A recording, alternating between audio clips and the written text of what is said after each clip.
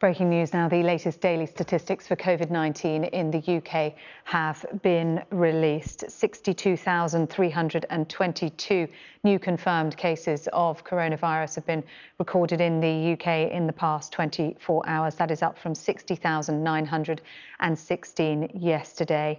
1,041 further deaths within 28 days of a positive coronavirus test have been recorded, and that is up from 830 yesterday. Let's bring in Sky's Ashna Huranag, who is in the newsroom. We heard from the government's chief scientist, chief medical officer, chief scientific advisor yesterday, both warning us that the figures were going to get worse, and they certainly have done, Ashna.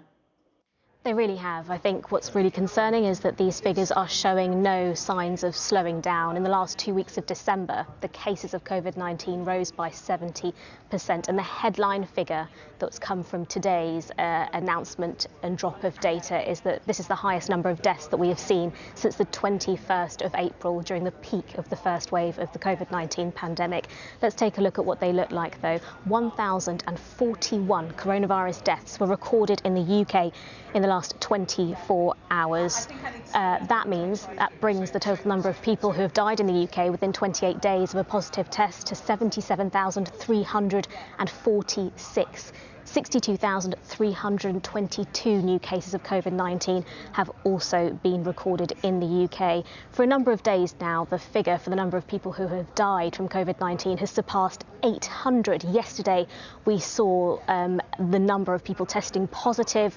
That was the 9th day that figure had been over 50,000. Today is the second day that the number of people testing positive for COVID-19 has surpassed 60,000 in a 24-hour period. Yesterday, as you mentioned there, we heard from the Chief Medical Officer, Professor Chris Whitty, and he pleaded with us almost, didn't he, that we need to take things seriously. Public compliance has never been so important, and crucially, those figures are going to rise, and at the moment they are already extraordinarily high.